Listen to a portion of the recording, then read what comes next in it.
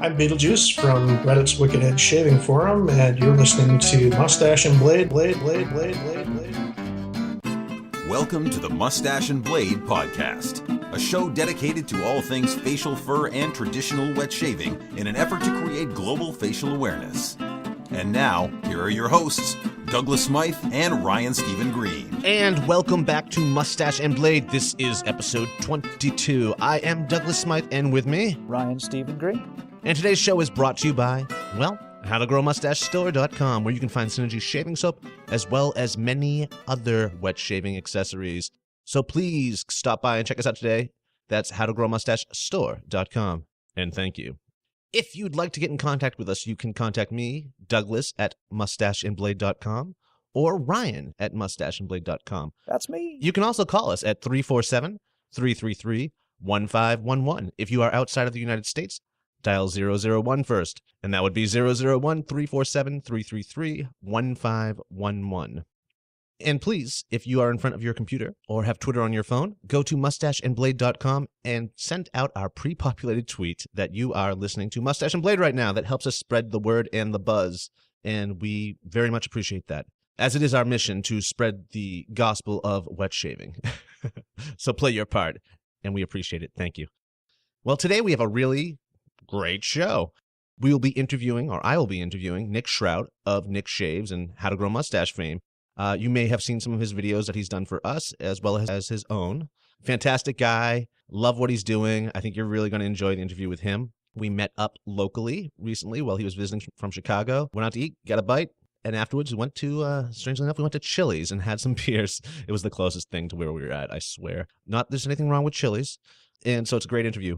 I'm really excited to have him on the show. Before that, we will be hearing from the Razor Queen yet again, and she is on the scene once more. It was a really great little interview for all of you head shavers out there, all you bald beauties. You might want to pay attention to this one. It's on some new shaving products out there for, especially created for, well, head shavers. So you're going to enjoy that if that is what you do. After that, we will be hearing more of Shaving Made Easy with Ryan. And then lastly, we have another quick wet shaving tip from me. So, all this and more. But before we hop right into that, I'd like to, well, maybe begin something new here with a shout-out or a forum of the week type thing. There's a lot of forums out there. If you're new and you've joined a forum, you're probably having a good time. If you're not having a good time, see, the thing is, if you're new, you don't really know what a good time is yet on a wet shaving forum. If you find yourself being bullied or made fun of for the gear you're posting or whatnot, that's not normal. You are in a hate forum. Sometimes even the moderators are part of this. Get out of that forum. There's lots of great forums out there. There's lots of great Facebook communities out there. And I'll give you one a week to check out. And so for the first one, my first forum of the week shout out, I'd like to give a big shout out to Wet Shaver Review. That's a Facebook community that everyone should be part of and everyone should take part in. It's a really great place to share and learn from a bunch of quality folks. So that's Wet Shaver Review on Facebook. And that's run by Aaron Schechter. He's the mod there, and he's a really sweet guy. He'll help you out in any way he can. You will never find any negative Nancys over there. So check them out today. They also, a really cool thing they do there is they have an artisan or a vendor of the month. And this month they're featuring none other than Lynn Abrams and Don Adelman of StraightRazorDesign.com. So they will be doing question and answers on that page, possibly some giveaways. So check that out today, folks. Wet Shave Review. And one more thing I might add is we just recently started our own community. It's a G+ community. It's the How to Grow Mustache G+ community, where we encourage everyone to participate, ask questions, answer questions, post shaves of the day. It's a really fun place to hang out. We also do pass-arounds, and we're having a pass-around right now that anyone can take part in. So if there's a product you'd like to try, and we're passing it around, sign up. And you can visit that page and join that page at howtogrowmustachegplus.com. And that's howtogrowmustachegplus.com. So check that out today and join the community. And now with that, on with our show. And welcome back to another quick wet shaving tip with your pal Douglas Smythe from howtogrowmustache.com. Hey guys, I'm back with yet another quick wet shaving tip, as the intro would probably suggest. Regardless, I'm going to try to make this one quick today so we have a long show ahead of us. We're talking about lather. It's face versus bowl, or the best of both worlds. Face lathering. People face lather. Lots of us face lather. I face lather. I bowl lather. I go both ways in this regards, and sometimes I meld the two. How do I meld the two? Well, we're going to look at that in a second. First, let's look at face lathering. What's the pluses? What's the minuses of it? There's very few minuses. The pluses are it's really quick, it travels better, it's less variables to add to the daily shave, less cost-wise. You don't have to buy the scuttle, you don't have to heat the scuttle, you don't have to buy the bowl, you don't have to heat the bowl. You would build lather right on your face. With the right brush and the right technique, why use a bowl?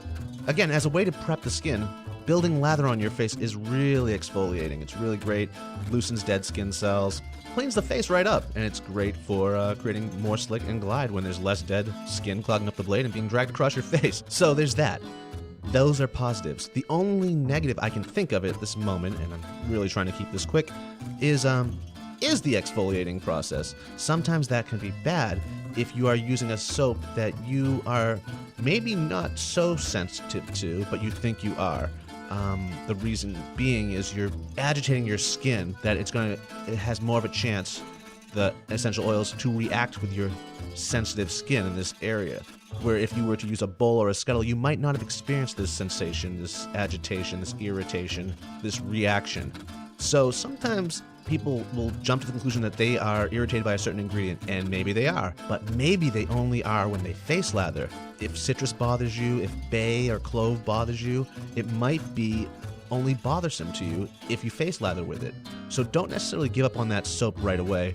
Move it over to the scuttle or the bowl. This way you're painting it on. As long as you're doing a pre-shave prep, you're also exfoliating skin, you're also cleaning the face. So there's that. Maybe not as thorough as a brush, but I seem to doubt that.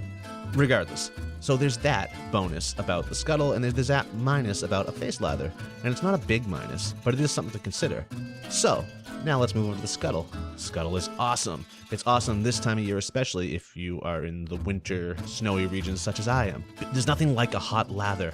Hot lather for every pass. Every pass you're building more lather, the lather remains hot. Unlike a face lather. Face lather, the brush will get colder in between passes. So there's another minus on the face lather. It's not going to stay consistently hot. With a hot scuttle, it will. How does the hot scuttle work? Well, it's a 2-bowl vessel type object. You have an empty bowl on top that you would create lather in, and you have a vessel below that you fill with hot water. So that keeps the lather hot as you're building it in between every pass.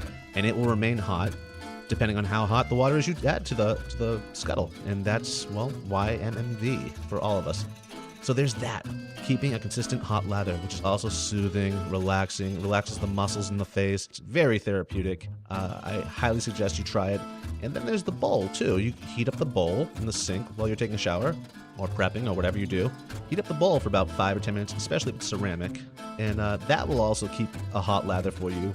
Not as hot as a scuttle, but it'll keep a hot lather for you in between passes as well. A scuttle also is great if you use oil as a pre-shave. Lots of gents use oil, and they may find it a little bit troublesome. It can be messy, but that's, we can get past that. We keep a cloth nearby. But building a lather on top of the oil can be very, very troublesome and get the oil in the bristles and whatnot, which can be a pain in the butt to clean out afterwards. And it also can kill the lather sometimes. So how do we get around this with face lathering? Well, the truth is you really can't. What you can do, though, is use a scuttle instead or a bowl instead. So you would apply the oil as usual, and then build your lather, either in your hand, bowl, or scuttle, and then just paint on the lather over the oil after the fact. You'll find that less oil builds up on the brush, and you've already created the lather, so you don't have to worry about a lather kill. So there's that bonus about using a scuttle. But now let's meld the two together. So you have a scuttle, and maybe you've turned to face lathering. It's barely getting any love these days, but you paid $50 for this thing. You could sell it, you could trade it, whatever, but you could also use it. Why? Why would you use this? Well, I'll tell you why. To keep the lather warm. But you're not using it to make lather anymore. That's true. But in between passes of making lather on your face, return the brush instead of upright to the sink that you're standing at, put it in the scuttle. And the scuttle, make sure the scuttle has hot water in the bottom vessel. This will keep the brush hot and warm, and it will have a consistent temperature throughout the shave. So now you've just married the two options. You're still using the scuttle, but you're face lathering. And this makes cleaning the brush after your shave much more thorough at that too. Instead of just rinsing out your brush, which you would still do, You also would fill up the top vessel of the scuttle with water and swish the brush around in there. This will rinse it thoroughly, getting out all the gunk and soap. And then lastly, you would do a clean rinse with the water that remains in the bottom of the vessel. Uncork it if there is in fact a cork. If not, just pour that hot water into the center of your brush, give it a gentle little squeeze, and then shake it out. Clean brush. So there you go. That's me marrying two forms of lather making together. I hope that has opened some of your eyes up on this or just inspired you to give it a try, keeping that lather hot and keeping that shave consistent. Lastly, what I want to touch upon, and this doesn't have anything really to do with shaving, but yet it does. A lot of us, I seem to be talking about forums a lot here, and maybe this is the theme of the day, or the running theme of the last two shows, but a lot of us belong to forums, again, and that's great. It's, it's something to do online, it's something to, to visit after a long day of work, and something to visit for some of us while we're at work, unbeknownst to the boss or to the boss's chagrin. But forum participation, it's a lot of fun. But how can we take this to the next level? Or maybe even go old school with it? How about some meetups? How about starting a local group or a local chapter to maybe a forum you already belong to? Or just starting a whole new club altogether? This is something I've learned from the facial fur scene. There's a lot of mustache and beard clubs out there, and there's more and more every day just starting up. And so in that spirit, you would do the same. You meet up with your buddies at a local bar or a club or a cafe and just talk shop. You can meet people online, give them the address, and we'll meet up in person there. They're meetups. They're meet and greets. You could have one once a week or once a month. And then maybe from there, build a Facebook community around this. So you'd find that more people will be coming out of the woodwork to join this or who want to learn more about wet shaving. And so that's one way to just increase the human interaction, the physical side of it, the real world part of it. You can go there, get a drink with your buds or your new buds, pass around some razors, pass around some product, have your own pass-arounds right there. Now you're not waiting a week. Well, you could be waiting a week, but you might be only waiting a couple days to get something new and to be introduced to something new. So I say give it a shot. Go out there and, start a local group, a local wet shaving group. Okay, that's my pep talk for this week anyways. Thank you for listening to another quick wet shaving tip with Douglas Smythe, and we'll see you in episode 23. Until then, enjoy the show and shave on! Hi, everybody. You're on the scene with the Razor Queen. This is Tiffany Pisarcik with Razor Emporium, coming to you live from Project Las Vegas. Hello, my name is Richard Schauka, Dome Care Solutions, Seattle, Washington. Hey, Richard. Thanks so much for joining us today. My pleasure. It's awesome. Thank you.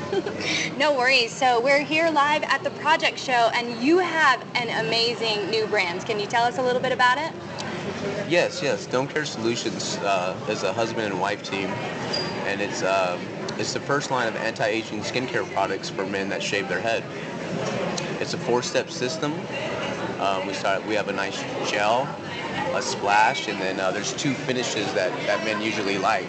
It's a shine finish and a matte finish, and that's what makes up Dome Care Solutions. Very cool. And your beautiful wife is very involved in making Dome Care Solutions. Is that correct? That is correct. Yes, Desi is like the chef behind the whole project. She worked in the cosmetic world for like 8 years, and I was going bald in my early 20s, and she was hanging out with all these women products, and I was shaving my head and didn't know what to do really, and she introduced me to these girl products because the men products were just too rough on my head, and a couple years went by. There was still nothing for men out there, and we just decided to go full force with making our own skincare line. We wanted to take it a step further, and our heads are kind of an extension of our faces, so we just wanted to put the skincare in there and to make it really embrace it, maintain a nice healthy head for the years to come for bald men out there. Very awesome. So, this is something that we actually talk about a lot is I get a lot of questions on shaving your head because there's a lot of contouring and things like that. So what recommendations would you make to someone who maybe was in the same position and they're thinking about shaving their head for the first time? Well, first of all, you have to be confident. Men get a little scared when they start losing their hair. So it's either, I wasn't the kind of put a toupee or anything like that. It's just, hey, you have a nice dome, rock it. That's what it's for, basically, I guess. So that's kind of what we kind of ran with. And you were telling me earlier as well that even though it's designed for the dome, it can be used on the face and other parts of the body, correct? Oh yes, it's a multifunctional that it's gentle enough that you can definitely use on your face.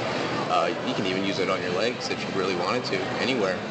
But it's made specifically for the head. When we develop it, my main focus was the head because the face was taken, the legs were taken. So my category is the head. So that's what we're trying to do, attack. Very cool. And what do you feel sets your product above the others that are out there? Well, first of all, yeah, DCS is one of a kind. It sets us off just because the feel of each product. It was made with love, and our number one product right now, the anti-aging finishing serum. That's something that it's like butter. It's beautiful. You put it on and you can't get enough of it. The women are starting to use it on their face because it's so soft. Believe it or not, ladies, they touch my head. They're like, "Dang, I got to use that for my face," or something like that. And I tell them to try it because it is gentle enough, and they want all their. If their man was going bald, they'd be like, "Yo, you got to put this on." So yeah, there's a lot of stuff that goes into it, I guess. Yeah, we can go on and on and on. Well, awesome. Well, why don't you tell our listeners where we can find you online? Yes, you can go to www.domecaresolutions.com. You can go there. CRW Group is our distributor here in the United States. Amazing crew that he's building. And yeah, guys, embrace your dome. Rock what your mama gave you. There's no need to be ashamed or anything. We're here for you. It's time to take it back. Awesome. Thanks so much, Richard. Hey, thank you. It's been awesome. This show's amazing. All right, men, you know what time it is? You guessed it. Time for Shaving Made Easy with your host, Ryan Stephen Green. Chapter 5, The Hone. The edge of a razor, when viewed under a powerful microscope, presents an appearance very different from that seen by the unaided eye. Unmagnified, the edge appears to be a continuous, unbroken line. Such, actually, is not the case, for the microscope reveals the fact that instead of being straight and unbroken, the edge is in reality composed of a great number of minute points, much resembling the teeth of a saw. These points or teeth follow each other throughout the entire length of the blade, and by their extreme minuteness and unbroken regularity give the edge its exceeding keenness. Now, if the razor becomes dull, these teeth will be less even and regular, and their edges will be rounded and worn away. To sharpen the razor, therefore, it is necessary, by making the edge as thin as possible, to restore these little teeth to their original condition. This cannot be done by stropping, but is accomplished only by the process known as honing. It has been asserted by some that when once the razor has been ground and set, the strop alone, without further honing or grinding, is sufficient to keep it in order. This opinion has emanated from certain makers of razor strops who wish to induce the public to purchase their goods. They represent their strops as having been metallized or otherwise treated with some kind of preparation that makes honing unnecessary. As a rule, we would advise the reader to beware of these wonder-working strops. Such preparations may, and sometimes do, improve the strop, just as lather, when applied to a strop, will improve it. But that they will do more than this, we deny. When the special offices of the hone and of the strop are fully understood, it will at once become apparent that no strop can possibly take the place of a hone. The object of honing a razor is to make its edge as thin and flat as a proper attention to the degree of firmness required will permit. This is accomplished by the hard, fine grit of the hone cutting and wearing away the steel. The strop cannot do this. On the contrary, stropping a razor, instead of giving it a thin and flat edge, always has a tendency to produce a rounded one. This results from the very nature of the strop, which always gives or sags more or less during the process of stropping, and the more the strop is permitted to sag, the sooner will such an edge be produced, and in proportion as the edge assumes this rounded form, it loses its keenness. The flattest and thinnest edge is always the sharpest, and the only way to impart such an edge to a razor is by means of the hone. Before explaining the process of honing, it may be well to say a word about the different kinds of hones, so that, should the reader wish to purchase one, he may do it intelligently. There are two distinct classes of hones in general use. One is known as the rock hone, on account of its being cut from the natural rock, and the other manufactured. A great number of hones are produced in different parts of the United States, but few that are really suitable for sharpening razors. A razor hone must be of the finest quality. The natural stones are usually composed principally of silica, which is one of the sharpest cutting minerals known. It easily cuts the hardest steel, and the fine grit imparts a very smooth edge to a razor. The Arkansas, found near the famous hot springs, is one of this variety, but owing to the difficulty of obtaining this stone and the great waste in cutting it, the supply is limited and the price high. Most of the razor hones used in the United States are imported. The most noted are the German water hones, the oil hones from Belgium, and the Swati hones from Austria. The last named are very reasonable in price and a quite favorite among barbers. They are a manufactured hone, and in some respects the manufactured hones are superior to the natural stones, in that they are free from scams and uneven spots and perfectly uniform in texture. Most men have the idea that honing is a difficult operation and should be undertaken only by expert cutlers or barbers. Very few seem to think that they can hone their own razors. How this impression became current, it is difficult to say. We venture to assert, however, that honing a razor is at least as easy as stropping it. In this case, as in many others, the difficulty arises from supposing there is a difficulty. Chapter 6. How to use the hone. The hone being the only means of sharpening a dull razor, its use becomes at once of the utmost importance to those who wish to keep their razors in perfect order. Hones are seldom used dry, but are usually covered with either water, lather, or oil. First, to prevent heating the blade, which would quickly spoil its temper. Second, to keep the particles of steel that are ground off the blade from entering the pores of the stone, which would soon fill up and result in what is known as a glazed surface. And third, to make the surface of the hone as smooth as possible. Before commencing the operation, wipe the hone clean. Then put on a few drops of oil, or else cover it with water or lather. This will float the little particles of steel ground off the razor, thus preventing them from remaining directly on the hone to impede its full and equal effect. With most hones you may use either water, lather, or oil, but do not change from one to the other. Whichever you begin with, use that exclusively. It requires a longer time to produce a keen edge when oil is used, but the edge is somewhat smoother. Most barbers use lather, and we should advise the beginner to do so. Directions for honing. The hone, with its fine surface up, should be placed perfectly flat on a table or other solid foundation. The rough surface is intended merely as a support and not for use. After covering the hone with lather, place the razor flat upon it as shown in Figure A. With the thumb and forefinger, grasp the razor back of the heel so as to have firm hold of both the blade and the handle. Draw the blade from heel to point forward against the edge and with a moderate degree of pressure until it comes into the position shown in Figure B. Now, without lifting the blade from the stone, turn the edge up so that the razor rests on the back of the blade. Slide it forward on its back from point to heel and let it fall into the position indicated in Figure C. Push the blade from heel to point against the edge, finishing the stroke as in Figure D. Turn the blade on its back, slide from point to heel, and let it fall into the first position as shown in Figure A. Continue honing until the blade is sufficiently keen and free from nicks and inequalities. This may be known by drawing the edge very lightly across the moistened thumbnail. If it sticks to the nail slightly, it is an indication that the honing has developed the little teeth which constitute the perfect razor edge, and the razor is now ready for stropping. If the honing be carried too far, a wire edge will be produced, and this must be removed. To do this, draw the edge with a steady hand across the moistened thumbnail in the manner indicated above. The blade should then be drawn once or twice across the hone as before in order to unite all parts of the edge and cause a perfect equality of keenness from one end of the blade to the other. With this done, the operation is in general performed, and the wondrous difficulty of honing the razor vanishes. Special directions.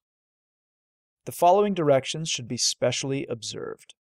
First, the blade should be held perfectly flat on the hone, so that the back, as well as the edge, touches the stone. If the back is raised from the stone so that only the edge touches, the bevel will be short and the edge blunt. Second, in drawing the blade across the hone diagonally against the edge, the heel should be about 1.5 inches in advance of the point, and care should be taken to maintain the same angle when the stroke is reversed and throughout the entire operation. This sets the teeth at the proper angle, that is, slightly inclined toward the heel. We have likened the edge of a razor to that of a saw, but there is a difference. Saw teeth incline away from the handle and toward the point, while the razor teeth incline away from the point and toward the heel. This is correct in principle, for the saw in use is pushed away from the handle toward the point, while the razor is usually drawn away from the point toward the heel. Third, press with equal force on all parts of the edge. With a good hone, very little pressure will be required. The time required to hone a razor depends much on the condition of the razor and the hardness of the steel composing it. When the edge is in the usual condition, that is, when it is free from nicks and has merely become thick in consequence of the injudicious use of the razor strop, it will need very little honing. 8 or 10 strokes in each direction will be quite sufficient. When, however, the edge has nicks, though so small as to be scarcely perceptible, the operation will require more time and attention. Should the nicks be large, it will be better to send the razor to a cutler to be ground. If the razor is well cared for and properly stropped, it will not require very frequent honing, probably not oftener than once in from 6 to 8 weeks. When it is required, you will become aware of it from the fact that stropping will not sharpen it. Chapter 7. The Strop. The object of honing the razor, as has been explained, is to abrade and wear away the edge of the blade so that it becomes as thin as possible. But when this is done, the process of sharpening the razor is still incomplete, for the edge, when taken from the hone, is left rough and unfit to put on the face. Another process is necessary, and that is stropping. The object of stropping is not to make the blade thinner, but to smooth the edge, taking off the rough surface of the little teeth which have been developed, and setting them all in perfect alignment. This gives the razor its exceeding keenness. You should have a first-class strop. It little matters how good your razor may be if your strop is a poor one, for it is absolutely impossible to keep a razor in good condition if the strop is of poor quality or rough and haggled. Many a razor has been blamed when the fault lie entirely with the strop and the manner of using it. So-called sharpening preparations, sometimes applied to the surface of strops as a substitute for the hone, should be avoided. Most of them contain acid or emery, which is likely to gradually spoil the temper of the razor. There are many kinds of strops manufactured and placed on the market, some good and some bad.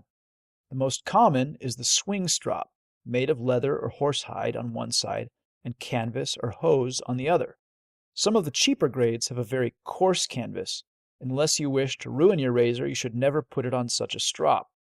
In our opinion, a good leather or horsehide strop is the best and meets every requirement.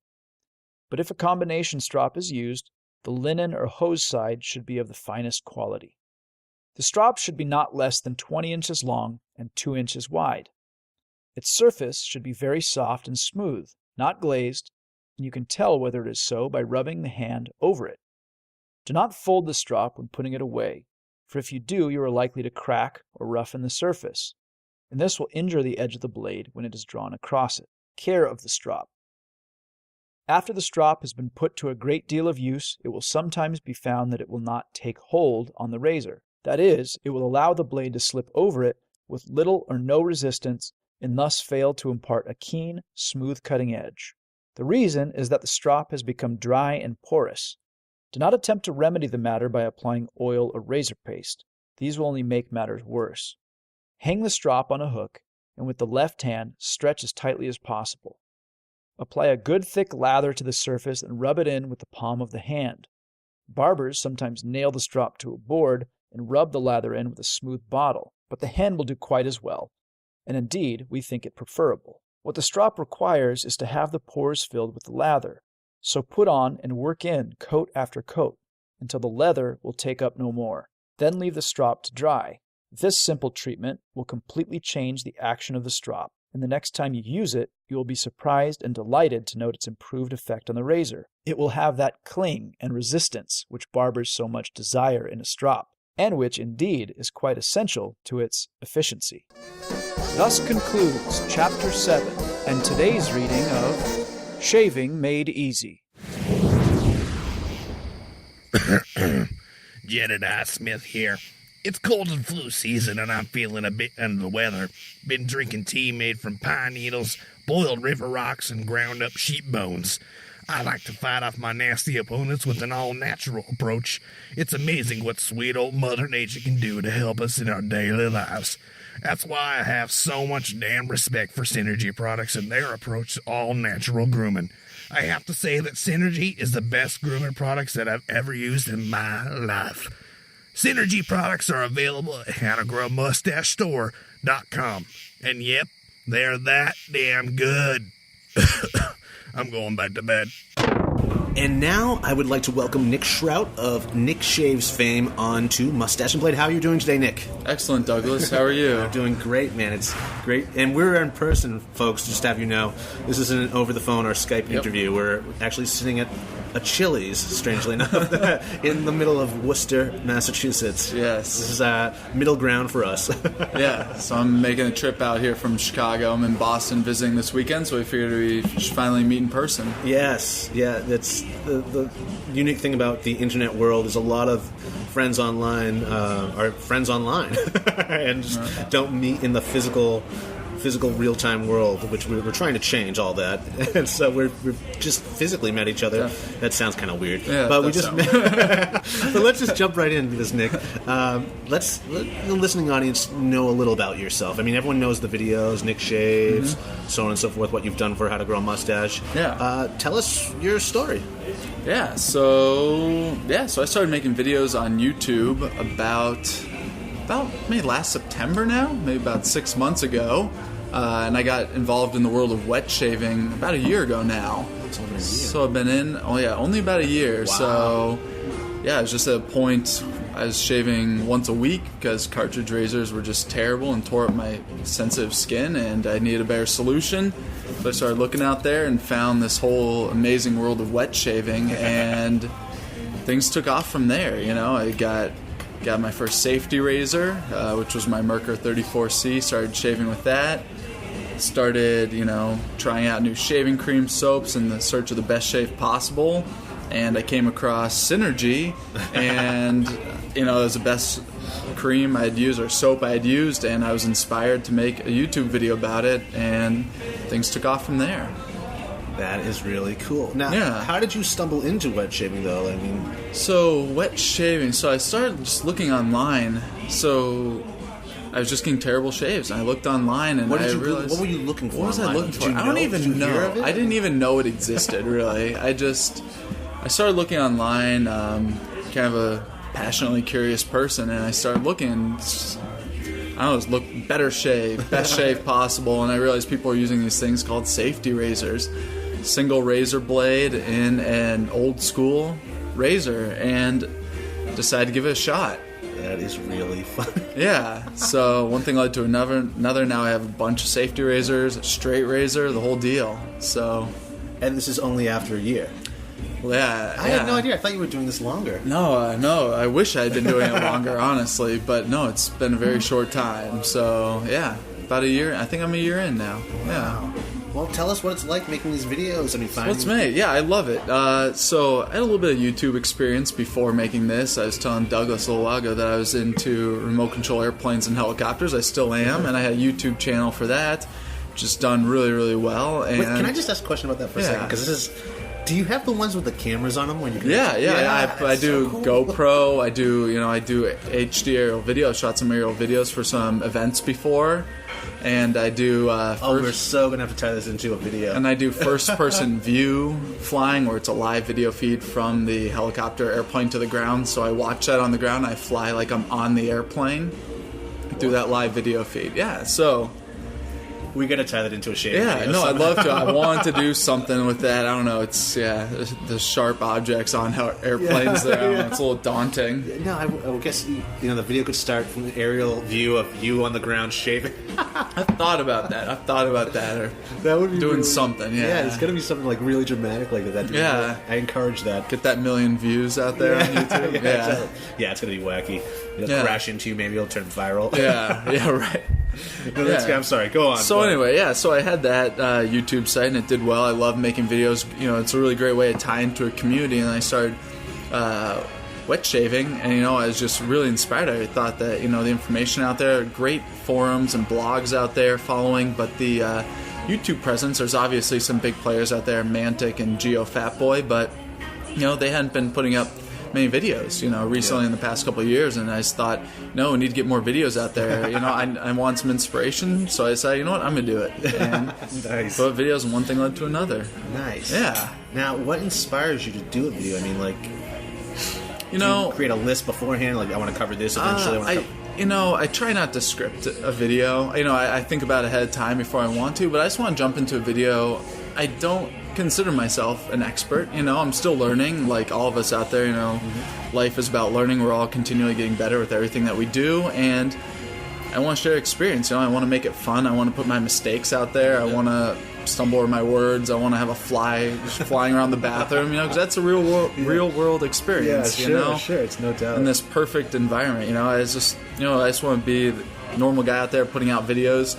I've learned a lot, so my knowledge base has expanded a lot from where I was, and I've learned a lot of techniques and learned a lot about straight razor shaving, safety razor. So, some people look to me as an expert, and for expert advice, I don't consider myself that, but but I've got some experience. You offer what you can. Yeah, that's nice. And I mean, your videos seem to have taken off from the get-go. I learned a lot from my first YouTube channel, so I could kind of jump into this a little bit more, hit the ground running. So, I try to have fun on my videos, try to laugh, try to inspire people, keep motivated, give some people, teach them something, about what you're doing, but they have a good time doing it. So it's not only there, so people aren't watching it just to get information, but for some inspiration to have fun. Yeah. And some entertainment maybe too. Exactly. Yeah, no, that's great. That's really cool. Yeah. So now let's just talk about some of the videos that you have done. Yeah. Because not only do you do reviews, you've also done how to use a safety razor, for example. Exactly. So what are some of the how-to videos that the newbies listening to the show right now might want to go check out? Yeah, so if you're new to my YouTube channel, new to straight razor or safety razor shaving in general, or wet shaving, I put out a beginner series of videos. I think there's 16 videos in that, and I have a playlist of that, and it's all about getting started. What do you need? How do you do it? Getting a shaving brush, picking a shaving cream, how to bowl lather, how to face lather, how to apply a lather to your face, how to prep your face for shaving, everything, techniques with a safety razor. I think I want to share with the knowledge that I have, so someone, starting off can pick out, I'm going to watch this entire series, and I think if you watch it, I think that you can do your first safety razor shave. Right after watching it? Yeah, right after watching it, Like shave along. Exactly, and that's the goal. I don't want to even not just talk about the ideas in the videos, but I also want to perform shaves for you guys so you can see what's going on. That is important, and thanks to, cell phones and smartphones nowadays, they can actually take that video of you right in the bathroom with Exactly. It's really amazing. So, you gotta jump in front of camera, it's like, okay, I'm gonna let people into this world of me in the bathroom shaving, so it changes it a little bit, but it's really fun. I really enjoy shooting the videos. I got great viewership out there, subscribers. It's really the support from the subscribers and everyone who watches my videos keeps me going. Lots of great feedback. People are always saying what they want to see next, and steps forward, which I really like. Yeah, no, that's really great to have that interaction. Be in that place to get that kind of interaction from the public. Absolutely. Now, as for razors, what do you prefer? I mean, vintage, modern, both? I I noticed you have a lot of modern razors. I do have a lot of modern razors. I sometimes feel like getting vintage razors. It can be a little hit or miss, quality if they've been dinged up in time, stuff like that. You just have to know what you're getting. I did inherit from my grandfather 3 vintage razors. Yeah, so I have a Gillette Fat Boy, a Gillette Adjustable, and a Schick Chronos. Oh, wow. And I've been using those on and off, and they're really great. Some of those vintage razors, back when they're being used by everyone, they're amazing razors. The Fat Boy, how old is the Fat Boy? Did you check the date code? I did check the date code on there. It's from the 60s, I believe. Yeah. Really cool. Yeah. Fat Boys for me are, again, hit or miss, and it probably has to do with how they made their way through time. Exactly. Where they dropped, where they taken care of, where they Luckily, loved. My grandfather was original owner of this razor, and stayed with my grandparents all this time, so it's in really pristine condition. Was he using it up till recently, or did he eventually go over to the cartridge? So he did go to cartridge. I know. Yeah, I wish he had stuck with it, but he couldn't find double-edged razor blades anymore locally. Oh, yeah. He's a generation never had a computer, so ordering something online was out of question. Yeah, well, I mean, online's only been really with us for the last 20 years, if that. Exactly. Wow, that's true. That really did happen. I often forget about that. We like to look at our grandparents and the other generations like, how did you stop doing this? Why did you stop doing this? And that is unavailable. Part of it. Yeah, it was unavailable. Unavailable. Where are you going to get it from? Yeah. Yeah, so I do have those. And then a bunch of modern razors. I think it's... I don't know. I've had good luck with my modern razors. I think that they use great techniques, get nice, beautiful, chromed, brand new. Everyone likes getting something new. They're cool. Yeah. So, or being the first owner, exactly. Yeah, there is something about that. Exactly. What are some of your favorites? I mean, company-wise. Well, some of my favorites. So, starting from the basics, safety razor-wise, I really like Merkur stuff. I think it's pretty amazing. I think that they make really quality products. Yes, they do. I really got great shaves from that. I have one Edwin Jagger, which I like a lot. And I know it's a new series of yours, but the How to Grow a Mustache razor series. I just got my hands on one of his razors, the Longfellow. I've only given it one shave, but it's amazing. It's Thanks, really Thanks, amazing. I appreciate that. Yeah. So I like that stuff a lot. Razor blades, it's kind of hard to comment on because it's so personal, It is. But there are some that work well for everyone. My favorites are Persona. I don't even know. I know there's a bunch of Personas out there. Yeah. I got a 100-pack from Amazon. It was like $13. Those are my favorite day in, day out, for sure. Nice. Mine always change. Mine changes from razor to razor, blade to blade. I'd like to think that feather is my favorite blade, but on some razors it just doesn't work the same. Yeah, and for instance, the slant bar, the Merkur 37C is slant in there. Feather, by the end of the first shave with that, it's dulling. You can see, and it's just not worth it. It's almost a little too sharp. Anyway, so no, it is, and you don't want to use it the next day when it probably is better. Exactly. It's like I've done that before. I've scraped the skin off my face with these, depending on what razor I'm using. Yeah.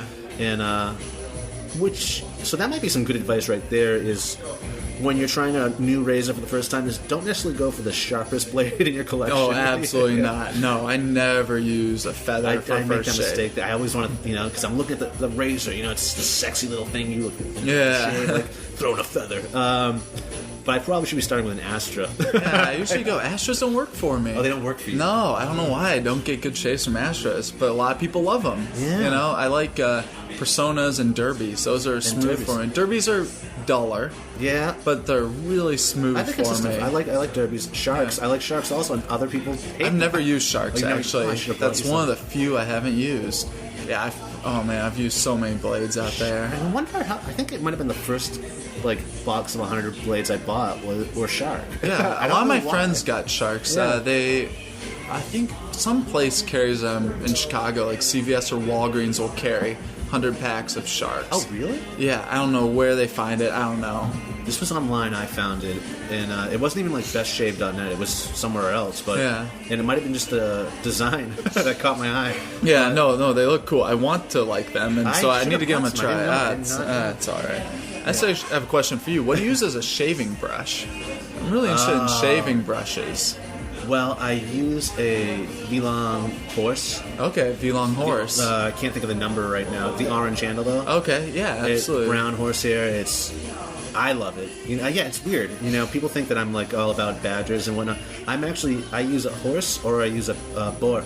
Okay, yeah. My favorite brush in the world is it's a vintage Crabtree Evelyn boar brush, and it's a one of a kind because it's vintage. Yeah. I wanted to stock up, so I found another one. Okay. This doesn't perform the same way. It's the same exact make model, but because it's vintage, it just didn't. Yeah. It cured in its own way, and like it's amazing. It's just so broken in. It works really well in the face or in the scuttle. Okay. The horse also works really well on the face and the scuttle. It's soft. I was gonna say, how's the backbone with the horse? It's not as good as the boar brush, but it's not bad. I can't remember the exact measurements of the loft, but I'm a shower shaver, so a lot of the stuff doesn't really apply to me. Got it. And you bull lather or use a scuttle, Well, right? I go back and forth. As of late, I've been face lathering more. Yeah. But I still keep the scuttle going. What I like to do is combine the two.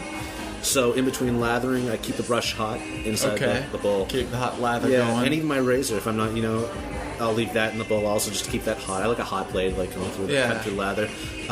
So I will incorporate the scuttle, whether I'm using it to create hot lather or just face lathering, keeping the brush warm in between passes. But yeah, as a face lathering with the horsehair brush, it can whip it around. Okay. But again, I'm in the shower, so it doesn't really matter. Yeah. But I like it. I really like the feel of it. And for any vegans out there interested in it, it's gathered very humanely. That's what I've heard. Yeah, it's from like the brushes or something. Yeah, they're combing the horses. It's not only therapeutic to the animal, it's also they're collecting hairs for these brushes. That's awesome. So it's kind of an interesting vegan dilemma for some people. Like they don't want to use animal products, but now they need to really redefine what they mean by that. Right. It's like this is gonna be on the ground anyways and biodegrading. If you can get some use out of it, I mean, absolutely. I don't see anything wrong with that. Yeah. So those are two, and again, it sounds really bizarre, but those are two of my favorite brushes. Okay. I do have a custom brush coming from Robert Carey of Zen Shades. It should be in like today or tomorrow. And here I am in Worcester, but with the custom handle, it's a Best Badger, I believe. I've yet to hold it in my hand. It's like a ceramic handle. No, or it's wooden. Oh, you haven't seen this? He's posted it online. It looks like a chess piece almost. His handle designs are just beautiful. Zen Shades. Okay. Zen Shades. Yeah, absolutely. So it's really I can't wait to try that out. But again, cool. I don't normally gravitate towards Badger brushes. I have a lot. Yeah. I find them too screechy or soft for me. Yeah, they're too soft. I've got two Badger brushes. One from Whip Dog, a 24mm Whip Dog silver tip. And I like that a lot for bowl lathering. It's very soft and can really just get a lather going like crazy. I've had good luck. But there's not as much backbone in there. I don't face lather with that brush. Right. For face lathering, I like boar brushes, and I've had great luck with Omega brushes. You can pick up like an $8 or $9 Omega brush, insanely great deal. Mm-hmm. And works like a charm. Great backbone. You spend a month or two breaking it in, and they're just so soft. Do you have any tips or tricks in breaking a brush, or is it just using it? So I do have a video about it. Oh, so yeah. So is it on my site? No. Wow. The best. I have my head up my ass. The best way to break in a brush is just using it. Right. But there are a few tricks you can do when you get a brush to help break it in a little more quickly. And so what I do in the video I talk about is, I whip it up I make a lather with just dish soap for the first time. You do it that way. Okay. And it just helps kind of clean out some of the debris, oil in there from the animal and all that stuff. Just to jumpstart that. And then I whip up a lather. I just pick out a cream soap, whip up a lather, then I set the brush out on my kitchen counter or bathroom sink for 24 hours. Let it dry in there. That's what I do. Yeah, it just jump starts the process. Then the conditioning properties of that lather just get soaked in with the brush, and it really takes you weeks ahead in the process. I agree. I do the same thing. I find a soap that's just really high in stearic acid, and I lather it up and leave actually every shave. So I lather it up every 24 hours while I'm shaving with another brush. So I rinse it out, lather it up, put it aside. Then I do my shave. Mm-hmm. The next day, I rinse it out, lather up, put it aside with whatever soap I'm using. And I feel like the acids inside the soap, especially if it's a super fatted soap, break down that brush and soften it. And I do that for like a month. Synergy is super fatted soap? So, yeah, Synergy is super fatted. Yeah, so that is definitely, I use that. Okay. I also, and then if it's, depending on what type of brush it is, since I like horsehair brushes, I condition it too. Like every week, I will condition a horsehair brush, and every day after my shave, before I allow it just to dry out, I comb it. I keep a comb in the shower. Okay. Yeah, I comb out my brushes You gotta too. comb them out, especially the horsehairs. They're thinner and they will get tangled and donut on you. You know? I've heard that it's a lot like human hair, the horsehair brushes. I would imagine. Or more so like human hair than the other brushes. It definitely, it's like human hair. Yeah, straight human hair. It's thin. It will. And because of this, it'll get all gnarly, and wow. You need to brush it out, you need to comb it out. Huh. And people don't do that. I actually think there should be a warning label or directions on the box. Yeah. Because if you don't know this and you're handling a horsehair brush depending on the quality of the horsehair, they use really nice horsehair, thin horsehair brushes or bristles that will tangle in the middle, in the center, and that's where the soap's dropping down too. So it won't take long. I did not know that. So it'll just become tangled up. Yeah. Wow. So I recommend also to, this is an ongoing argument, the best way to dry a brush, up or down. And I think that it's not as clear cut as up or down. They both work. It really depends on the hair of the brush, what the brush is made of. Right. Horse, I say leave it down, like a horse's mane. Leave it down. It just doesn't work. Every bristle and every hair you use on a brush is different, so they're not all going to react the same. Nylon versus protein-based filament. So in horse, if you notice, a lot of times if you have a damaged horsehair brush, it's going to be donating. And it'll either spread out in a perfect donut or it'll be all gnarly in the center, and that's just the thin hairs being weighted down by the gum, the soap scum.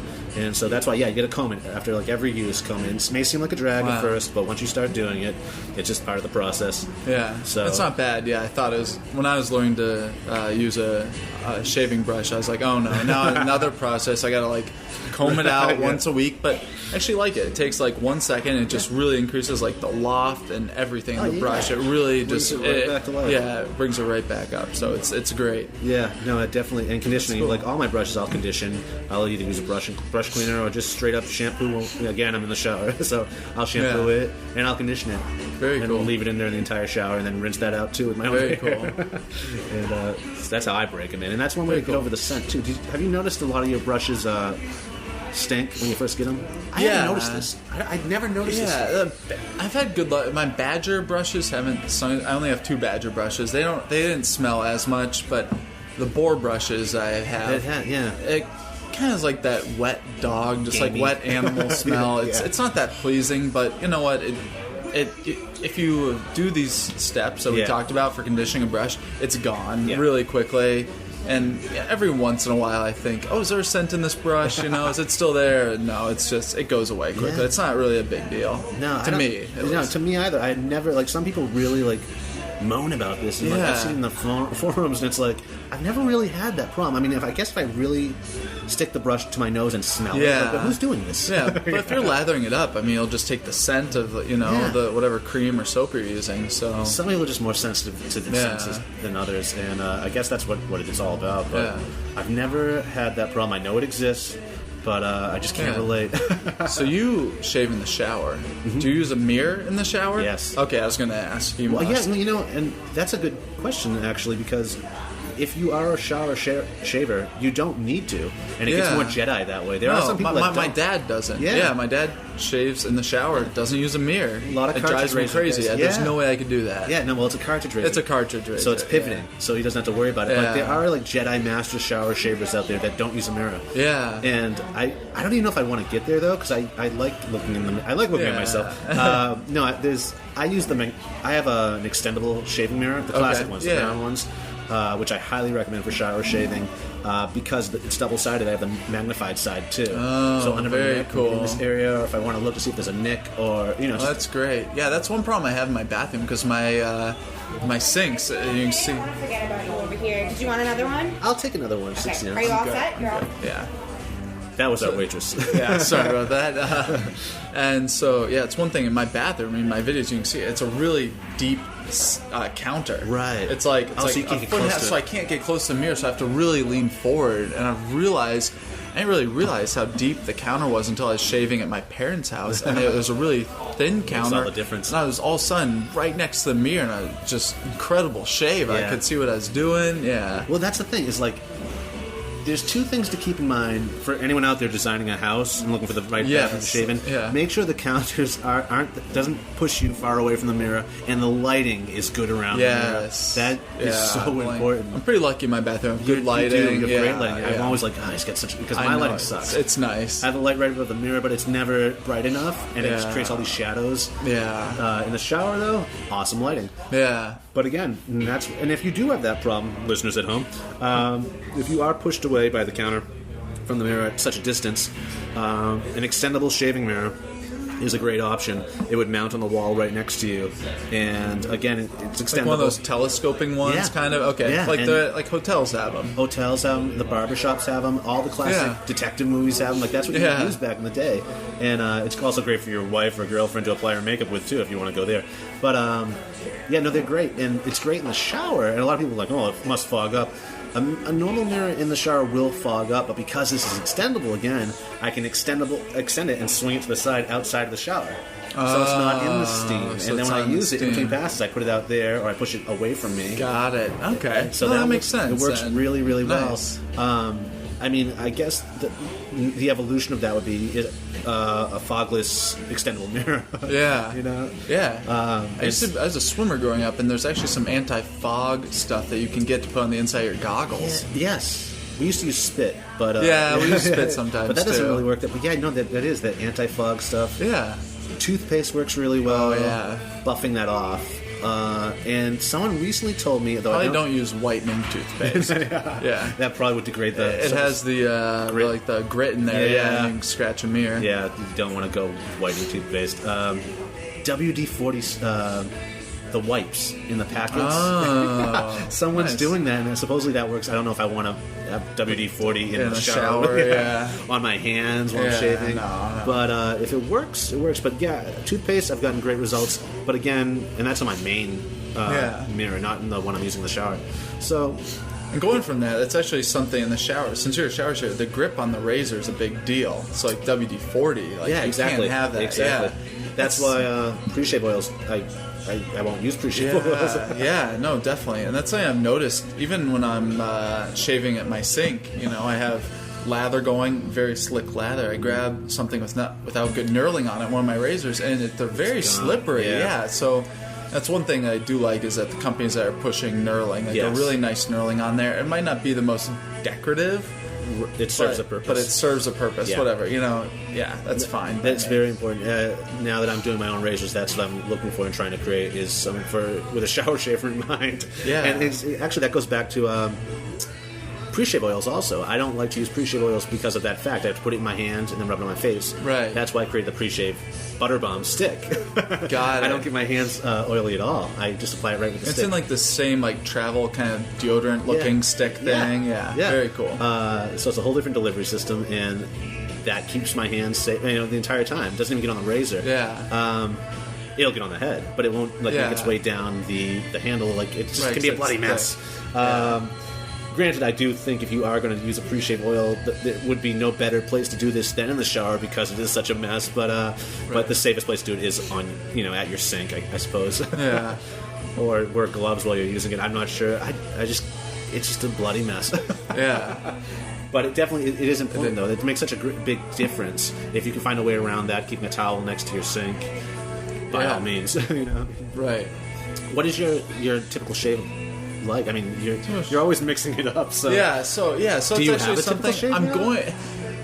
I used to, but now I try to be doing like reviews. There's a lot of reviews, so I've actually been speaking with some of my viewers and subscribers on YouTube, and we're going to start doing. I'm going to start putting out videos. Just daily shave. It's going to be a new series coming out called Our Daily Shave. Our Daily Shave. Yeah, I like that idea. And so it's just going to be those daily shaves. I'm not going to be focusing on any like review, anything like that, but so you guys can be seeing on a daily basis what I'm using. What blade I'm using, what razor, what soap, cream, what brush, video journal. Exactly. It's kind of exactly. It's a shave of the day. And it's just, what I'm using, no review, and we just talk about shaving, talk about life, a lot of stuff. So, Nice. I'm looking to make kind of more bloggy a little bit. Yeah. So Wear a bathrobe, have a coffee maker next to the Yeah, a little more, a little less structured. Down so, home. yeah. That's I'm great. really excited for that too, because I do miss just shaving, just just doing a shave. Yeah. So, yeah. Yeah, you really have taken Because I like putting videos out there. Yes. It's really fun. It's really fun. Great subscribers, like I mentioned before. Lots of great feedback. Starts great discussions. I learn a lot. I hope that viewers are learning a lot. They're definitely learning a lot. So it's so it's a really good thing. Yeah. What I'm really excited about is our collaboration on the eHow video. Yeah, I don't even know if we should be talking about this right now, but we were approached by eHow sometime last week, asking if we'd be interested in doing some videos for them, and I would love to do a video for eHow. However, I'm in the middle of a move right now and everything else, stuff going on. So who else would I contact but Nick, our video guy? Yeah. And so Nick will be... He's going to be working on some eHow videos for eHow. Yeah, it's really cool. Did they mention how many? 4, did you say? Videos? So they said 10 they did say to 10. 30. Yeah, so we'll chances see. are I'll be doing some videos too then. Yeah. So they got a lot. There's a huge growing interest in shaving out there, especially with these traditional methods. Safety razor, straight razor with a shaving brush and whipping up a nice lather. So they want to help, get some good information out there. So we're going to be working with eHow, getting some videos. Pretty cool. Yeah, no, it's really, I was very flattered that they contacted me. Yeah. And again, I don't even know if we should be talking about this right now. But we are. So, going in that direction of, I'm not sure if we should be talking about this. Let's talk about your straight razor videos. Yeah. So, watching some straight razor videos out there online. There's this one guy, he's like, I don't know, I think he's German. He's got this video out there. He's got 2 videos out there. Is it in English, straight. No, it's in German. Yeah. Well, he only says a couple of words in the entire... But he shaves with a straight razor. Is he bald? No, he's got like scraggly kind of hair. He's, I don't know, 30, 40 years old. Okay. And he's got maybe a month or 2 of growth. And he just picks up a straight razor, and this is it starts with him making a lather all the way to putting on aftershave, and the video's like 3.5 minutes long with full straight razor shave. And he's not even rushing. This guy is just a complete master. Wow. It's so impressive. I put a link to it in some of my videos because I just love this video. This guy is such a master. I'd been interested in shaving with a straight razor, and when I saw this guy, I was like, wow, this is just otherworldly. This would be awesome to do this someday. So now, how are you doing now? You've been keeping it's up with going really well. Yeah, I'm keeping up with it. I'm trying to do 1 a week. It's been hard. I've been on the road a lot the past couple months, and just traveling with a safety razor is hard. Traveling with a straight razor is impossible, and I'm not willing to get that thing confiscated somewhere. So but it's been good. It's really it's a big learning process for sure. You gotta learn how to use it because it can be a very dangerous tool, but it's all about, teaching your muscles and your brain to use this thing. Right, it's micro muscle memory. It's just that muscle memory, the correct angle, the correct pressure, the correct speed, the correct direction that you're heading on your face with the razor. Right. It's challenging. Yeah. I just got mine back from Lynn Abrams, and it looks beautiful. Very and again, cool. I got so much going on, though. What do you have? What straight? It's Butcher Brothers. Okay, It's vintage. It's I don't know what year it's from, but it cost me about $14 on sale at an antique store. Whoa! I was in there. I was taking pictures of straight razors and texting them or sending them to Lynn, and like yay or nay. And that one, he was like, I think he might have answered with yowzer, and I interpreted that as that's good. Get that? Yeah, so $14. Oh, yeah, you can find them. You can find them really cheap. And, really? And just knowing that you can get them, cleaned up. Someone will restore them, bring them up to shave-ready condition. Exactly. And so, knowing that, and I knew Lynn was going to be doing one for me anyway, so I just needed one.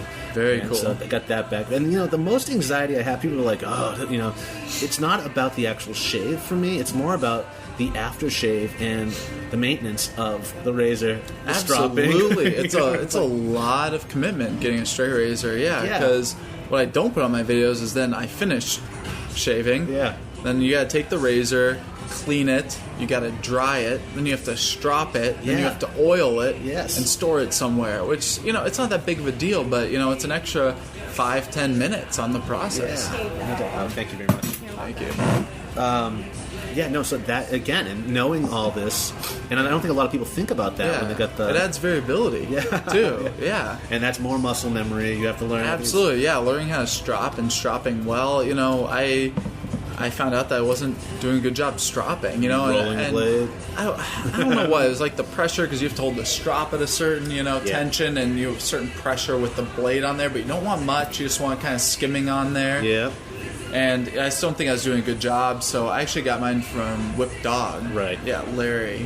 And did he throw in the strap also? Yeah, so I got a strap too. Yeah, really awesome. But he also puts in there a balsa strap. So it's a piece of balsa wood. So people use to kind of keep the blade edge as shave ready in between honings.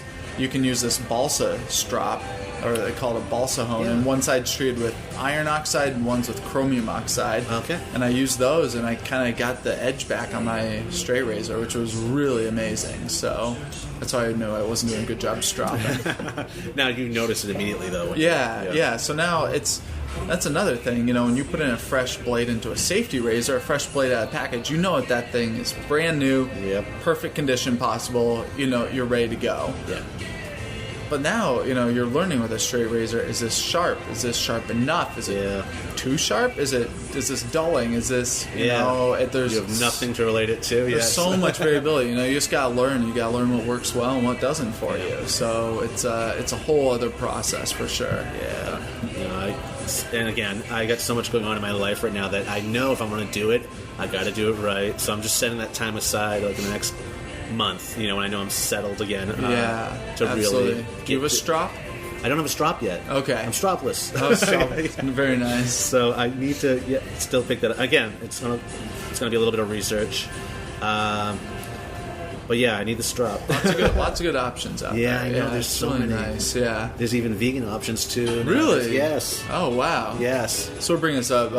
Douglas and I are both vegan. For those of you who don't know, if you care mentioning that. No, people probably didn't know that about me or you. It's cool. It's out. We just came out, folks. Yeah.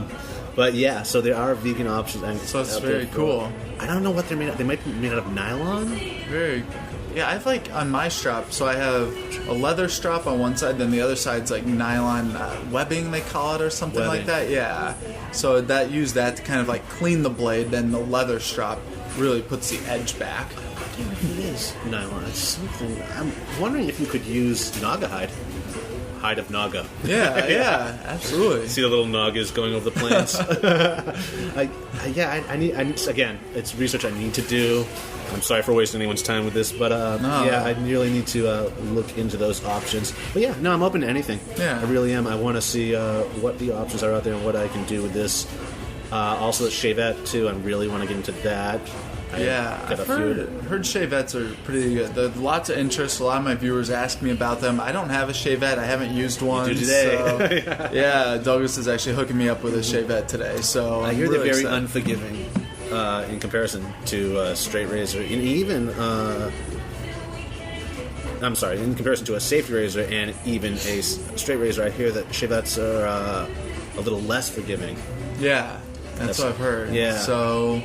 Yeah, we'll see. Give it a shot, because there's a lot of people out there. I mean, I was looking at a shavette at first too when I was looking, when I wanted to get it straight, because you look at it, I just want to give this a shot, see what it's worth. I can upgrade, see what it's about. You can get them, starting $15 for the cheapest ones up to $30, $40, and it's like, okay, it's a good idea. Keep a nice sharp edge too, because you replace the blade each time. So I definitely understand that. Yeah, and that's the neat thing too is you use double edge. You can snap a double edge blade in half. Yeah, exactly. So we all have those who are using safety razors out there. So it's like for no more investment than just getting the actual shavette. You don't have to get a strop. You don't have to worry about that, about the quality of the edge or anything. Yeah. You just the best go for it. Yeah. And shaping facial hair too. You'll see a lot of barbers using shavettes instead of straight razors sometimes.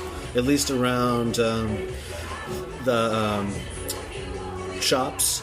Around the Moustache too, you'll see them using them. A lot of barber shops in Chicago are using it now around the neck. Backside of the neck will go around with this straight razor, shavette. Yeah, they use a shavette. So So again, that's something to consider if you have facial hair. For sanitary purposes, they can't use straight razors anymore. They have to use shavettes. Really? Yeah, because a blade, you get a little bit of blood exposure in between people. But what about I mean, there's some shops that do straight razor shaves, so they Yeah, must but be sterilizing. they're shavettes. If you get you get a straight razor shave, they have to be shavettes now in the U.S. Yeah, because you can get there's some bloodborne pathogens that can be spread. Yeah, and just a little bit micro, depending on what type of bug it is. Do you know if this is like a across-the-board national thing, federal? I think it is. Or is it like I'm not state? entirely sure, actually, but someone told me recently that it was a law that you could not use a straight razor. That may be true. Yeah. I don't know if a lot of people are abiding by that, however, though, because I've seen straight razor shaves, and I guess that's how you could advertise a shavette shave also. Yeah. No, it's shavette. Yeah. Shavettes, my mom gave me one. My mom was not necessarily a barber, but a hairstylist back in the 50s. Oh, wow. Yeah, and so she gave me all these antique tools that they're Very antique cool. now. And one of them was, what I thought for the longest time growing up was a straight razor. It was actually a shavette with the guard on it, too. It has the the comb guard. So shavette's been around for a while. Forever. Probably just as long as the safety razor. I did not know that. Yeah, so they've been always using these because it was a lot easier to use than the electric clippers too. Yeah, you put the comb guard on it and you get around the neck, and so on and so forth. So I actually do. I didn't have. And you know what? Now that I'm thinking about it, when she first gave this to me, maybe 10 years ago, I did buy blades for it. Really? What was the name of the Kathy's? Is Kathy's that hair supply store? Sally's. I remember going in there and actually buying blades, and I tried to use it to shave with, but I didn't, without any instruction. No idea. No, I tried it once and then just tossed it away. But I still have it somewhere, and that's cool. Just thinking about this dig now, that out. I know. That's really cool. Well, I have like the other shavettes. I have a bunch of them that I'm always looking at. I sell them. But I never related it until just this moment. Yeah. I do have them. Wow. Yeah, it's interesting. Her whole kit is what they would do. I don't know if this was in beauty school or just at the shop she worked at. Yeah. But each individual piece of her kit is marked with nail polish.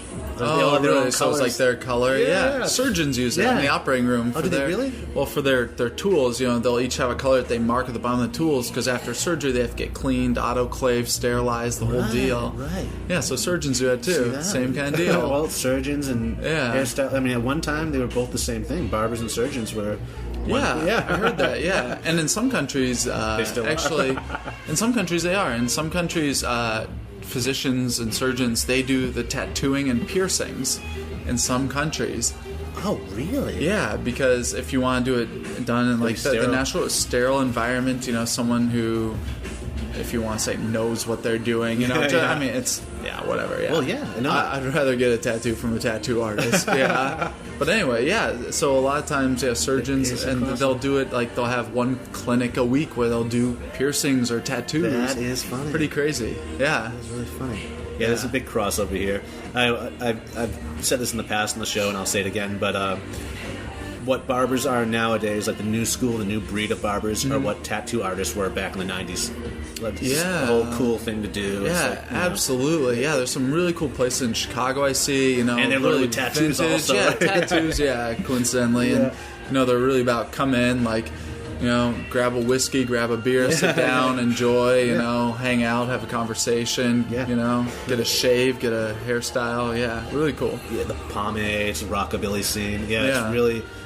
I think it's really interesting to be a barber in this time, like someone our age, younger, going into that, becoming interested in it again, like that art. Yeah. I think it's awesome. In the U.S., this push for moving back to like a simpler time, focusing on people on like their trades, stuff like that, making quality products, doing a quality thing, having something you're proud in. Yeah, that's really cool. It's cottage industries. It's returning. Yeah, I blame. I think Etsy and like other sites like that too for making people realize that they can be an artisan, they can, sell their wares and make a decent living at it. All this stuff, like Etsy, like did you start on Etsy? My store did start on Your Etsy. store, yeah. You started on Etsy. I think that's where I saw Synergy originally, and then everything. That YouTube, blogs. For me, YouTube. It's a way to and get your there's stuff out there. bands that are only famous on YouTube. They're not on MTV to thank. They have YouTube. and absolutely. Now they're big and they're doing their thing. Yeah, it's amazing. Yeah. A lot of companies getting started that way. It's really cool. Oh yeah, Kickstarter. What do you do when you do a Kickstarter? You do a video also. You use all these free resources. It's something else. It's a digital. I don't know what you call it. A digital. I don't want to say bijou, but a digital marketplace. Yeah, absolutely. World market. Yeah, I think it's really cool. Yeah, definitely. I love YouTube. It's obviously something that I contribute to and I love, but I love watching YouTube, seeing what people are doing, learn out there. It's a huge educational experience. I really love YouTube also. In fact, when we're done with this conversation or this interview, I want to tell you some other things about YouTube that I've noticed, and maybe you haven't, or maybe you have.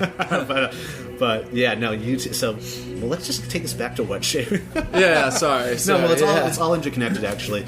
So we have a lot of noobs out there, as you know, listening to the show, and being someone who's you're intermediate now. I guess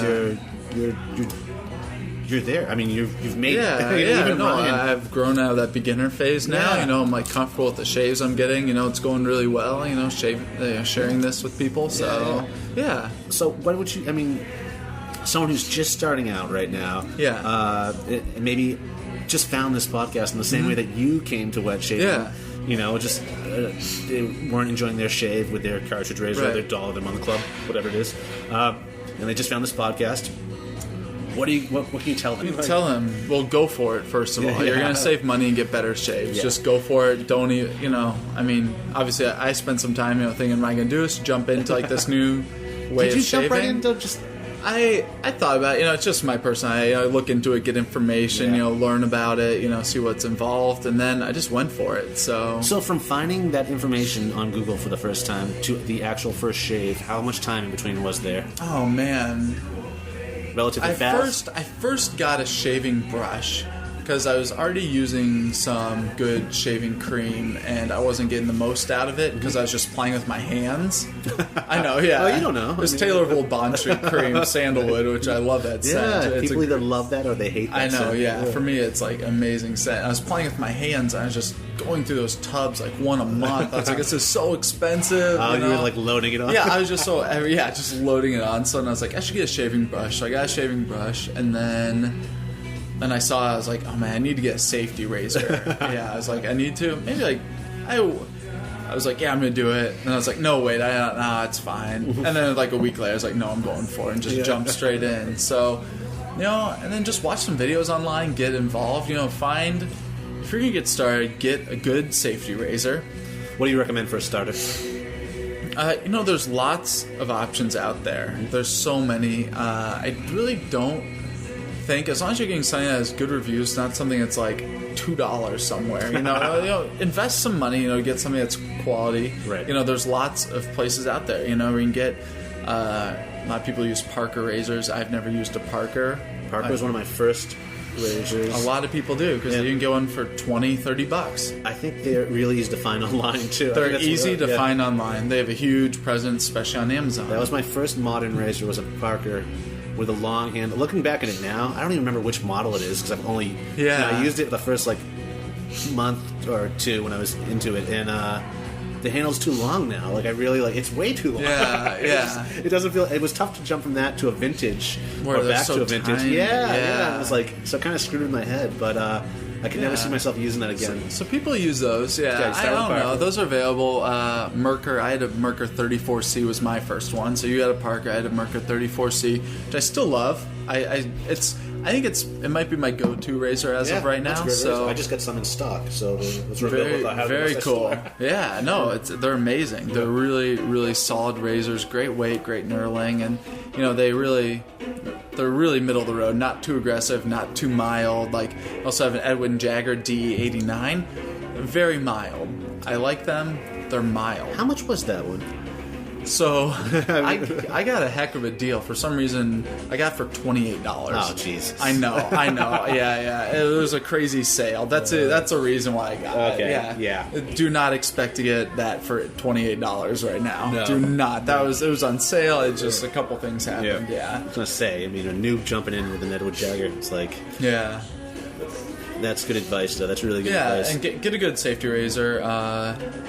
Twist to open or 3-piece? I mean, does it really? I don't know. In my experience, I've used a few twist to open now. I think that either 2-piece or 3-piece is better to go. I'm in the same boat as you. You are? So, okay, that's good to know. I've never really asked someone about that. No, I don't think people talk about that. No, because there is a difference, though. There's definitely a difference. A big thing for me is that the exposure, the blade exposure, I really am careful when I put in the actual double-edged blade into the razor, making sure there's equal exposure on both sides, and that blade is not sitting in there skewed to one side or the other. Some people do not pay attention to that, but you should, no matter what brand of razor, 3-piece razor is, make sure you're looking at the alignment of the blade. Yeah. Especially in the 3-pieces. The 3-pieces is when you really have to pay attention to this. Yeah. And twist to open, it kind of guides itself. Twist to open kind of guides itself, because there's a bar right in the middle. Yeah. But then if it is in there a little skewed or you don't like it, you want to change it, the way that twist opens are, you can't change it at all, which I just don't like. You know, I want to have that level of control. Sure. I want it. So that's,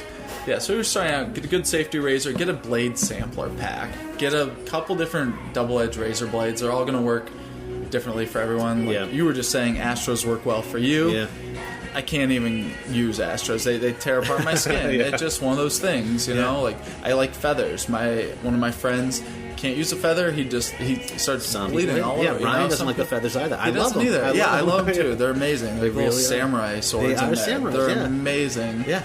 Bolzanos also. Have you tried a Bolzano? I think you gave me a couple of them. I haven't tried them out though. Yeah, it's in between a feather. Well, for me anyways, it's in between a feather and like something more middle of the road. Okay. And lasts very longer. Cool. It's very nice. cool. It's a nice shade. It's really, and then again, some other people experience the Bolzano completely different. They think it's like more middle of the road. Yeah. But for me, it's close. Excuse me. It's similar to a feather. Yeah. So when you start out, get a blade sampler pack. You gotta find out what blades work well for you, because it's different for your skin type, for just everything, your style of shaving, and the razor you're using. Everything, you really got to get that. That's a must. If you just get out there, some blade that a lot of people like, you're bound to be disappointed. You are. So that's true.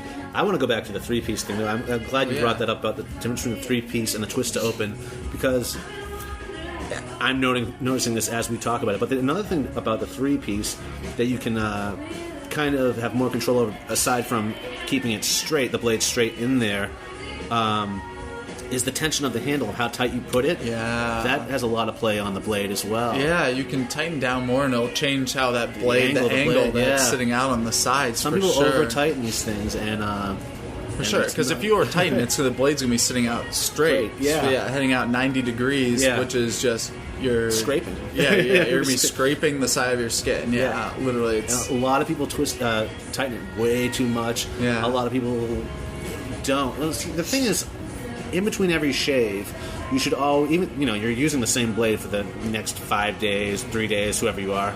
A lot of people fail to test the blade, the tightness of the handle in between shaves. So sometimes you get it, especially if it's vintage, it'll be loosened. Yeah, just every shave, make sure your blade's in there straight and it's tight to like your standard, because things are going to change. It's sitting there, it's going to get loose, the blade's going to get a little sideways in there, something like that. Just like take 10 seconds for your shave and just do that. The quality of your shave is going to go up. It really. Now I'm thinking now, do they make? I don't think I've seen this, but a 3-piece adjustable, totally doable. Is it? Yeah, I guess you could. Yeah, you need some sort of like something in there. Yeah, in the handle. I guess you could. I've only seen twist to open. Twist open, exactly. Yeah, twist open is like the usual. Yeah. That's how you would do it. For the adjustable blade. So those of you who don't know, adjustable safety razor, it adjusts basically the tension on the blade, how much the blade's being pulled down into the razor. And so it changes the angle of the blade that you see on the side, making it between like, I don't know, whatever. Yeah. So it changes the angle of the actual blade sitting out the side of the razor. Yeah. So it changes the aggressiveness of the shave. And that's always a twist open with the silo always doors. Twist open, But on a 3-piece, there's just so many variations of like a 3-piece too. Just the way they put it together. But how would you do that? It would be in the handle. Yeah. There'd have to be a hook over the bottom and a spring. Yeah, something for the tension in there. Some sort of spring in between the top and the bottom. So we'd say the bottom part of the head would be the meat of a sandwich, and there would have to be a spring in between there. That would have to. Yeah, you could totally do it. Wow, that's really cool. That's an interesting thing. That's a really neat someone out idea. there needs to look into that. Maybe I'll do it. Just a 3-piece. Yeah, 3-piece. And one thing about 2-piece versus 3-piece razors, they're very similar, obviously, and I like using a 2-piece a little bit more. Just to be honest, I like 2-piece. They're a little bit easier to adjust because you adjust at the bottom of the handle, so I don't know, a little bit more control. But I realized though what I don't like. Or plus for 3-piece is that you can interchange things. You can take the handle from one razor and put it on the head of another. You can do with a 2-piece razor, like the base plate is locked onto the handle. So whatever razor that is, that's the razor that it is. You can't share that with any other razor. It's true. None of the top caps match the base plate, do they? They don't. Yeah. So you cannot. Yeah, you can't mix and match. You can't mix and match. Same thing with twist open. But just something, twist and open. Yeah, that's what I like about 3-piece because some, like we mentioned earlier, the knurling and the handles, the weight and all that, the length, all that stuff. Yes. You need to get something that works well. And then that's the thing too, is a lot of people don't think about. Nick and I were talking about this earlier. But a lot of people don't think about weight when it comes to the perfect razor for you. The beautiful thing about wet shaving is this is something that you can customize to your body. And weight is definitely something you really need to consider when you're picking a razor or using a razor. That being said, you can get even more intuitive and know that the shape of your hand, the size of your hand actually makes a really big difference. Yeah, it does. So if you want like a certain head, but the handle, but you're not really getting the best shave out of it, I would experiment with that and find a longer handle or a weighted handle. Just Franken razor your razors, and since you can find so many vintage razors for so cheap. You can experiment with these things. You can buy just heads nowadays. You can buy just handles. I say mix and match and create hybrid razors that work for you. You don't need to stick with one brand, make, and model that's just coming off the line like every other one. Absolutely. As far as wet shaving goes, even though we're using a lot of stuff based off of vintage ideas, I don't feel like it's done evolving yet. The razors, especially you see what Icon's doing. I think you're going to see a lot of hybrids, and it's still developing. And don't be satisfied with the razor where razors are right now. They are still evolving. Let them evolve.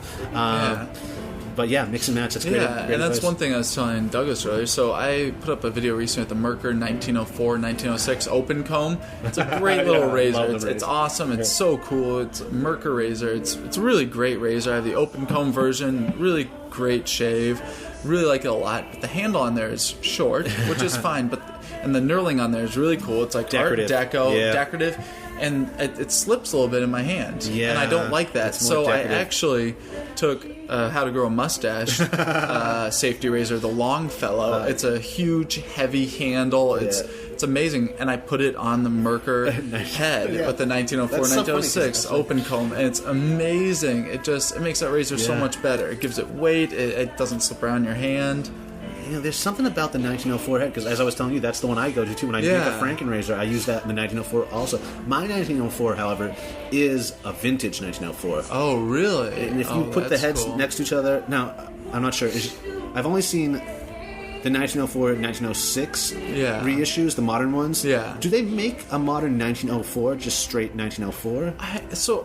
There's a difference in the head. There is. I don't know exactly what that razor is. I hear people calling it the 1904, the 1906, the 1904, 1906. Yeah. I heard it called everything for the modern edition that I have. That's the 1904-06. Okay, yeah. So it is a different head. So it's a different head. Okay. I mean, it's not much different, but it is different. Is yours open comb? No. Okay, so you have the safety bar. Yeah, a straight bar right across it, and it's thinner in that way. But again, they must be close enough if we're both gravitating towards this. It's just interesting to hear someone else say that. I think it makes a great head for a Franken razor, the 1904. I think they got it right the first time. Exactly. It's one of those that's been around forever. It's like cans, like the can. The can has been around for hundreds of years. It works. Got it right the first time. Yeah, exactly. It hasn't changed. Yeah. Same thing with a good shave. The 1904. What is great about that for me is it works on the trouble areas, like under my neck, under my chin. That one gets really close and get right in there, so I can use that as a supplemental razor to my daily shave anyways. I have so many, razors in front of me on my shave station that some areas down here, like the Seagull also, with a modern blade, that works really great too. That and the 1904 work really great for trouble areas. So my last pass under the neck, I'll go for that. Yeah, nice. Yeah, I like that. It's I think it's really important for me because mine's open comb, and all open comb razors get the blade that works well for you because you can feel the blade in there. But yeah, it does work well for me in problem areas, like right here on my neck. But I did go, as you were calling it, Franken razor with that because it's such a lightweight razor. It's hard to get the pressure necessary because you don't want to be pushing down with a safety razor. You want to use its own weight and like fall on your skin almost, and it just wasn't doing it for me. So I put on a big knurled handle, and it works great. yeah, that's the thing, and that maybe that's what it is. It's interesting that 1904s have lasted so long on the scene. I think most of it has to do with they're beautiful. The handles are beautiful. Oh yeah. But as for function, unless people are just the way they're keeping them alive is making them into Franken razors. I don't understand. Yeah. It is it travels really well. It's small enough. It's a great shave if you know the pressure. But if you are getting used to pressure or just want to use gravity as your friend, I go for a fatter handle. Or a longer handle to really leverage. Yeah, absolutely. But it's a great razor. Yeah. Everyone should have a 1904 in their collection. I'm sorry. So we just totally strayed away from what people should be looking for. Go on. So what we're saying, good safety razor. Look at reviews out there. There's lots of options available. I would say spend at least $25 if you're going on the low end, up to $45. Don't break the bank. You can buy razors out there for $150. Don't do that. Invest enough that you're getting a quality razor. I think this is like something I always do with everything in life. If you're investing in something new, get something of quality that's going to work well, that you like using. That's really cool. So get a good safety razor. Look at reviews out there. There's tons available. Get a blade sampler pack, and then you need to get a shaving brush and a good shaving cream. That's vital. Yeah. You gotta, if you're not shaving, I recently did a video with a shaving cream that didn't lather. It was a cream or a soap? It was a cream. It was a cream, okay. And it was apparently not supposed to lather. It's an unlathering shaving cream. It was something I got Target, actually, called Shea Moisture Nation, something like that. Okay. Shea Moisture Shave. I didn't have a good shave with it, It didn't lather. So I've realized now that getting a good lather to get a good shave, it's vital. You gotta get a lather. Yeah, I agree 100%. Yeah, so get yourself a good shaving brush, a good shaving cream soap. In terms of shaving brush, I like Omega Boar brushes. You can get a really quality brush. You can spend $8, $9. It's something that'll break in. It'll last for years. Omega makes great stuff, but since it's boar hair, it's so cheap. Just get something with a lot of backbone that lathers up well. Don't break the bank. And it's a great, I have more expensive brushes now. Yeah. I gravitate back to an $8 Omega brush. That's where I like it, Yeah. And then get a good shaving cream or soap. Get something. Read the reviews out there. Get something that's easy to lather. That's the biggest thing. And that's slick. A lot of them are going to be slick. There's different levels of slickness. But get something that's easy to lather. Because if you're... those things, make it as easy for yourself if you're beginning out. Sure. Don't fight to get a lather. Path of least resistance.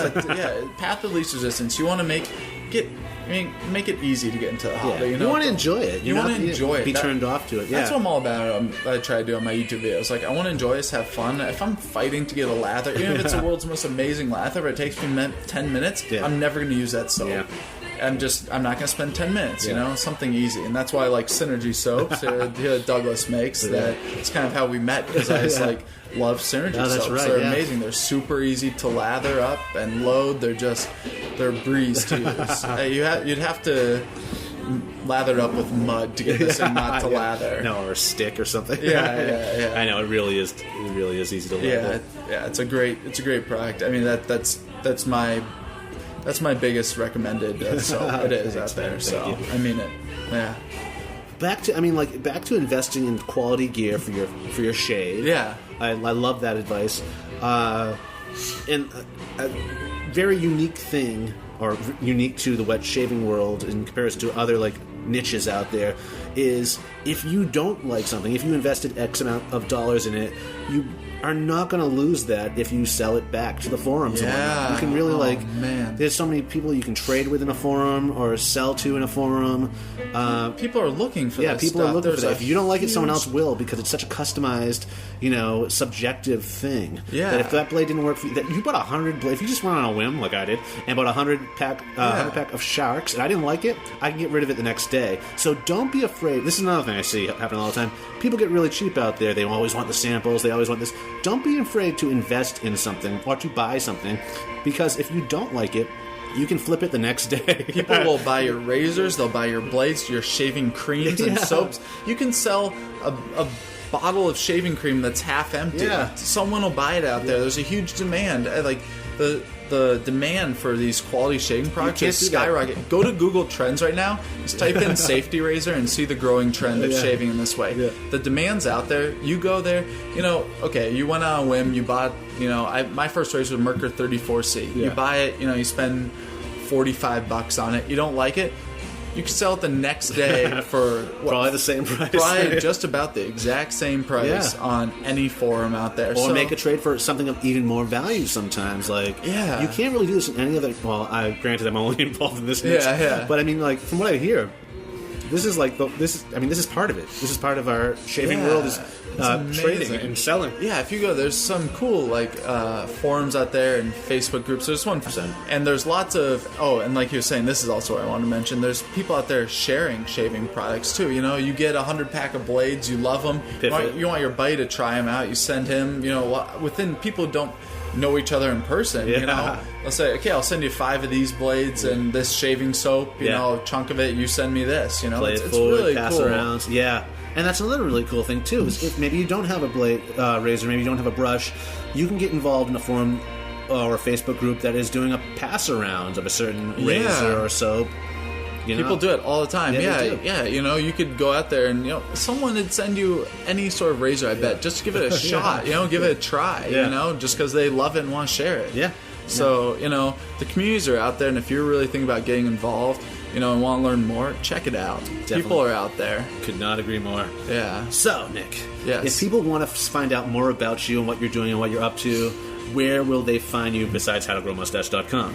Yeah, so How to Grow Mustache or YouTube. I really try to get up YouTube videos at least one a week, and I've been doing that. Yeah, I've been putting out a lot, so that's where I try to keep stuff updated. Life's a little busy, so I don't do Twitter or Facebook associated with this as of yet, and I don't know. We'll see. I don't think you need to go there. I try to keep it alive, and if you want to contact me, the best way, honestly, check out YouTube. Send me a message on YouTube or write a comment in a video. I respond to 100% of the comments on YouTube. Yeah, you do. And what's the name of your channel? It's just Nick Shaves. Okay. Yeah, so if you check it out, I'm there. I'm always, I put up a video this morning. So, nice. Which one is this? What I put up this morning, it was a review of some alum blocks by Razor Rock. Oh, no kidding. Yeah. I brought one for you today. Oh, really? I wasn't sure if you had one or not. Oh, it's so cool. Yeah. Okay. So I like using alum a lot, and, I have these Razor Rock, and I want to share it, because I think it's a great product, adds a lot of quality of shaves, and people are always asking me, what alum do you use? So I was like, all right, let's get out there. If any listeners want to learn more about Razor Rock or the Alum Block, check out Mustache and Blade episode 2. That's our interview with Joe, Razor Rock Joe. Joe will break it down for you what in fact Alum is and how they came to be. He's a great guy over there at Razor Rock. Yeah, he really is. Excellent. Well, this has been so much fun having you and meeting with you in person, Nick. Yeah, likewise. It's been fun. Okay, excellent. Sure. Any last words to the listening audience? Last words, keep shaving. Check us out. Lots of growth going on at How to Grow Mustache and at Nick Shaves. We got a lot in store right now, and it's going to be growing. Yes, growing like hair on your face, people. Yeah, and then we're going to shave it off. Yeah, right. Excellent. Well, thanks a lot, Nick, and we will talk to you soon. Excellent, Douglas. Thanks a lot for having me. Ciao. You have been listening to the Mustache and Blade podcast. Thanks for listening, and please leave us a review on iTunes. Almost clean shaven, but hardly clean cut. Mustache and Blade.